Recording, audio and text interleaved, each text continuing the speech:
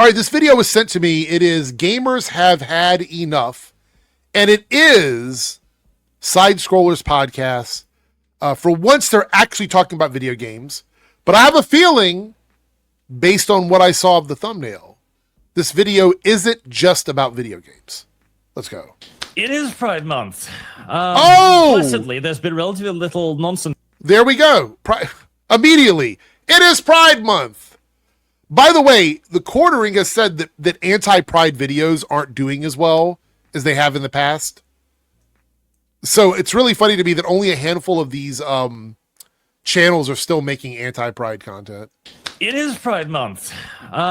Blessedly, there's been relatively little nonsense around it. Not in Poland with CD Projekt Red, as Blabs was going to read this entire soliloquy for us, letting us know how much they love. Oh, no. Penis. I love CG Projekt Red. There we go. So celebrating Pride is now how much people love penis.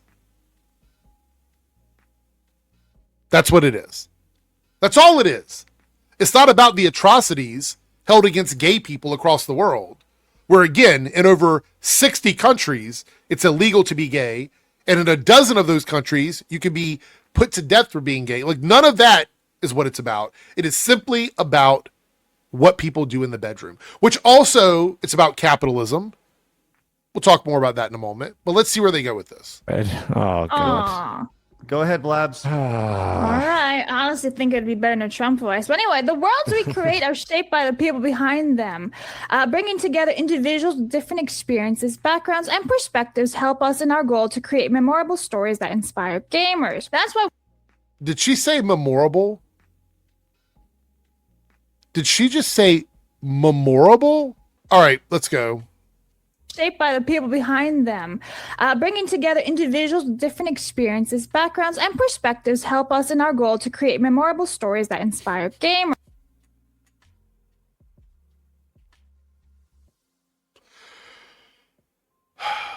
I love memorable stories. I love it. It's so great in my memory. When I think back on things in my life. Yeah. That's why we're committed to building an environment where everyone feels respected, supported, and able to contribute. We believe this responsibility extends beyond our teams and into communities around us. For several years, we've partnered with Campia something homo. Interesting. It says it right there. Campaign Against Homophobia. They translated it from their native language into English so people like you who can't read can attempt to sound it out like you did when you were in kindergarten. Campaign against homophobia to support grassroots LGBTQ plus initiatives across Poland. We're also proud that CD Projekt Red was recently included in the 6th edition of the Diversity in Checklist organized by Forum something, Narnia words, Responsible Business Forum. And as in previous years, Reds joined the Warsaw Pride Parade. Oh boy. I have a question. Like, Yes, Phoenix. When did job applications require to know who you fuck? This is what I don't understand. Yeah, clearly you don't, because this is what you guys always go to. You always immediately assume that any sort of support of the gay community means knowing what somebody does in the bedroom in detail. You think my community is just literal pornography. That's all it is. And if it weren't for the fact that we have so many people in this country who vote based on this bullshit, I wouldn't care if you were just fucking stupid all the time, 24/7. I wouldn't give a shit. But it's dumbasses like this who participate in the legal system that end up getting people elected that want to take rights away from gay people. Because you cannot for a second think about the fact that people exist as gay and straight, and it doesn't automatically revolve around putting your dick in something. But you guys think about it. In order to say it, you have to visualize it. So you're thinking it in your mind when you're saying it, and you say it a lot. It's absolutely crazy. Help me to understand this. These are great questions, and I'm glad you asked. And I thought that was actually very much illegal to do that. Yeah, I do like the homophobia. that's right. Well, this is great, and I would like to remind everybody that they are all about bringing people together, right? That's it. Bringing together individuals with different experiences, backgrounds, and perspectives. Except for when you want to lock the account. Oh, I see that. Right, because of people like you. Because you guys are antithetical to that concept. You want to exclude people. You don't want people to be different. You don't want people to experience things that you don't want them to experience. So they have to lock them because you can't behave like adults. You're very juvenile. You have blabs who doesn't even know how to read correctly, making fun of their language because she can't understand it. And there's nothing more American, I guess, than making fun of other languages that we can't read. There's nothing more exciting than that, right? So you have that going on. And then you have a bunch of people like the guy sitting under you, dressed like a bad extra in a John Wick movie, who doesn't understand that being gay does not necessarily revolve around who you're fucking at any given point in time. So yes, they locked the replies because you guys cannot act your age. Taking points from Halo, locking the account after the gay posts and the women's post. What's interesting here, this is a gentleman from... Oh my God, are we reading replies to tweets? I am begging content creators, stop reading replies to tweets. This person has a faceless account. I don't give a fuck who they are. I don't know them. I don't know the history behind them. They could be anybody. They could be a bot. It doesn't matter. Stop reading tweets from random people. Oh my God, is that all this is? Is it the whole video? Let me go back here. So much of this video was reading random tweets from who knows. Yes, that's it. Phoenix, you said you're a big fan of... Oh, look, Epsler. Awesome. Yeah, I mean, thankfully, this doesn't... where I would object is if they're putting it in the content itself. This is just stupid business company messaging bullshit that thankfully was not pointing fingers at anyone and stuff like that. That's where I would start really having an issue. But it's all so fucking tiring. It's just exhausting. And I would love to see all the... Yeah, 1 month a year where these companies recognize gay people is tiring and exhausting. Gay people acknowledge rainbow capitalism. We know that it exists. There's nothing we can do about it. So instead of attacking the rainbow and the pride stuff that these companies are doing, you should be attacking them year round for participating in exploitive capitalism. That's what you should be doing. Your issue isn't with gay people if your problem is companies marketing to gay people. If the issue is rainbow flags and bios and rainbow merchandise and all of these things, if your issue is that capitalism is bad and this is pandering and marketing specifically to groups to get their money and not doing anything, just virtue signaling to the people that are buying their products, t-shirts and Target and shit like that. If that is your issue with it, I don't think even gay people would have a problem with that in general. But it's not. You guys are attacking gay people, and the only reason you're mad at these companies is because these companies are supporting gay people. Even if it's performative, even if it's completely performative, it doesn't matter. So what happens is gay people get harmed because you have a problem with companies that want to make money. Plain and simple. And that's it. If you're not giving the same energy to Halloween, if you're not giving the same energy to 4th of July, if you're not giving the same energy to Christmas, to Thanksgiving, to Valentine's Day, to St. Patrick's Day, if you're not giving the same energy to these companies that market during those holidays to the groups of people that want to buy that merchandise, then it's just homophobia, transphobia, it's just bigotry. It is not our fault that companies want to make money selling merch to people.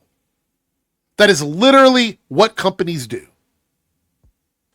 Do some of these companies want the betterment of queer people? Maybe. Maybe they do, but it's all of these things are tied in with stuff that it's a revenue stream. These, kumbaya companies that if I came in there with a MAGA hat, let's just see how fast their open arms come to me. Okay, so it's not about them doing capitalistic things. It's the fact that you're upset that they would not pander to you. That these companies aren't catering to MAGA. So it's not about whether or not they're doing something that is strictly for money. It's about them not patting you on the back and giving you treats. So it's jealousy. That's what it is. It's jealousy. Again, with this guy. This is the second time I've watched a video with him, and he is a very jealous individual. Which, of course, they wouldn't, because this is all virtue signaling bullshit that just leans to one direction and one direction only. Arch, any thoughts on CD Projekt Red? Yeah, because they go where the money is. They're not trying to pander to MAGA because MAGA is a dying movement. It's dying out. I hate to tell you, the MAGA party is almost over. It's almost last call for alcohol on the MAGA party. So what purpose would it be for them to market to a very, very, very niche political ideology? It doesn't make sense from a business perspective. If you want to buy cheap MAGA merch, you can go on Instagram and Facebook. There's plenty of it. Being so welcoming while still just closing off all conversation about this topic? Entirely standard. CD Projekt Red has been a very progressive company for a very long time now. They've largely managed to keep it out of their games, which is nice. We'll see about The Witcher 4 because so the issue here is that they're being supportive, because you've already admitted multiple times in this video that they're not putting it in their games. So the issue isn't that it's in the games. The issue is that they're being inclusive. You make it too easy for me. You make it way too easy for me.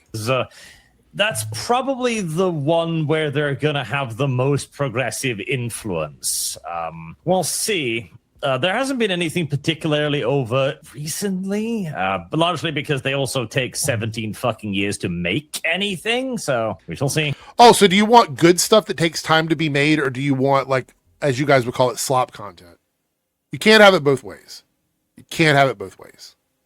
I think this is the biggest question here. This is from a account called Rock Solid. This is the question I think everybody should ask. Are you sure this will help us sell more games? Oh my God. Stop using Twitter for legitimate content. It's a cesspool place. It's a dark alley full of shit.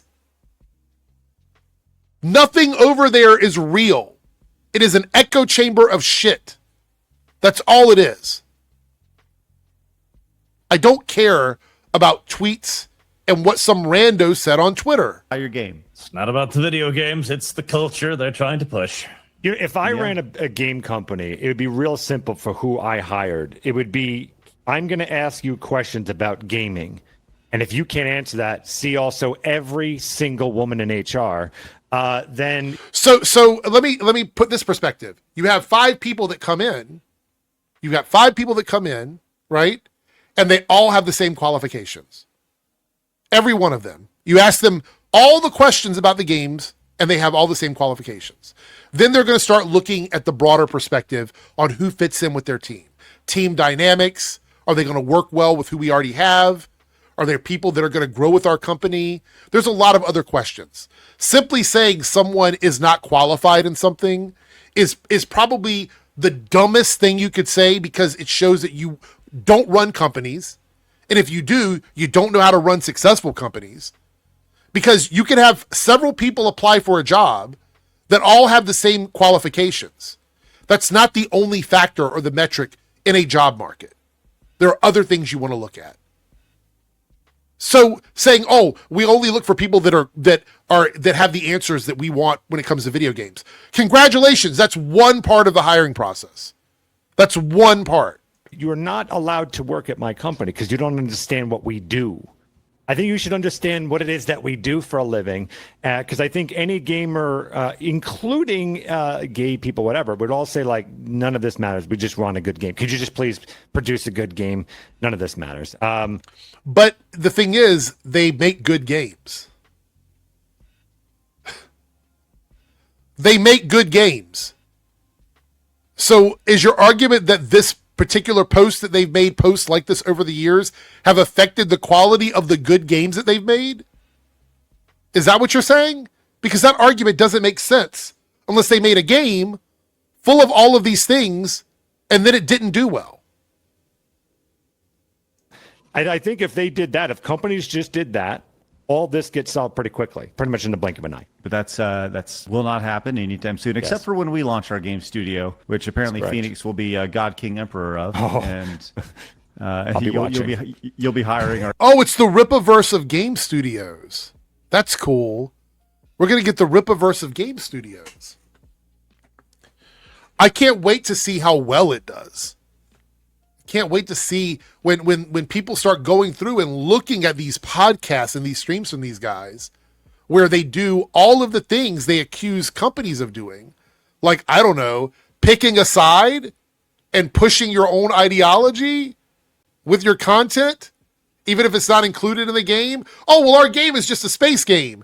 Yeah, but look at all this content you've made where you've attacked gay people and queer people and women and black people and people that don't speak English. Like, look at all this yeah, but just look at the game. Is the game good? Oh, so now the metric is whether or not it's the game is good. You can just ignore the stuff that we're doing. Right. I can't wait for that to happen. I'll be hiring. HR department. Yeah. Which is great. I'm just going to give you a big bag of money and say, go make a bunch of games, Phoenix. Yeah. And you know what the best way to avoid having to hire HR is? Not having an HR department. And I know Jennifer Say over at XXXY was like, well, I'm not hiring an HR company. All they do is slow things down and cause drama. Like, that's it, So, Blabs, I'm sorry, you're fired from that. The HR department. God, so stupid. So stupid. HR departments are not there to protect employees. They are there to protect the companies from lawsuits when employees have complaints about things going on within the company. That's what human resources is. I know that it's been portrayed differently, but that's not how it operates.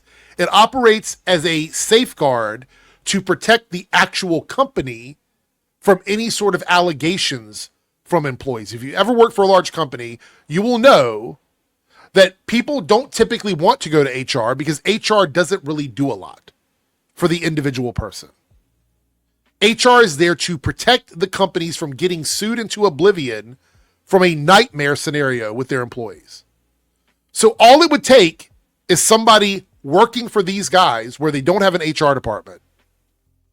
All it would take is for someone to have a issue with, I don't know, any sort of interaction that would be inappropriate with somebody else. That person pursues outside legal counsel and then takes them to court and takes everything from them because they didn't have an HR person there to be the buffer between them and the employee complaint. I don't like HR either because I think HR protects corporate interest over individual interest, like almost every time. But I think him bragging about not having one as the business owner is crazy. It's crazy. HR department.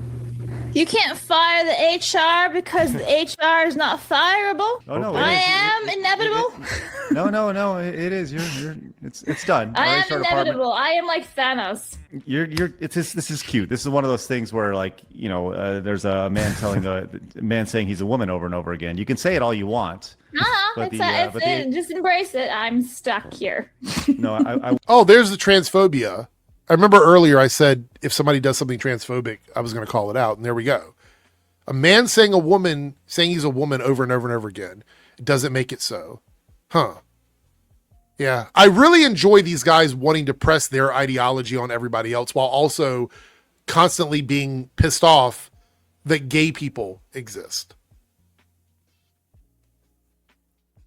Yeah.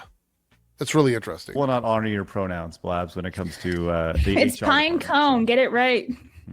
Real fast, Again, that's so funny. You actually did the thing. The name of this podcast is the Copecast, but it's not for cope. It's for crying over pronouns every day. You actually did the thing. You mentioned pronouns. I think it's really funny in 2026, you guys are still crashing out over pronouns. I'm one of the people where I don't really care too much about my own personal pronouns. Do I have pronouns that I would prefer to be called? Yes. But as a gay man who is 50 years old, being in the community since the 90s, since the late 80s and early 90s, I have been called every pronoun under the sun. I personally do not care. Most people put them up on their profiles just to be courteous because they're like, hey, this is what I go by in case you were curious about it. But these guys crash out over pronouns. It is probably one of the funniest things you can see with these guys is when they crash out over pronouns. I actually have a very, very, very fast story. Back during Trump's first election. We don't care. Goodbye. I don't care about your story about Trump. I don't care. I'm so over these bigoted, homophobic podcasts that have nothing else to offer. There's just nothing there. It's just like, we're just going to say bigoted stuff. We're going to read bigoted tweets, and that's our content. That's all it is.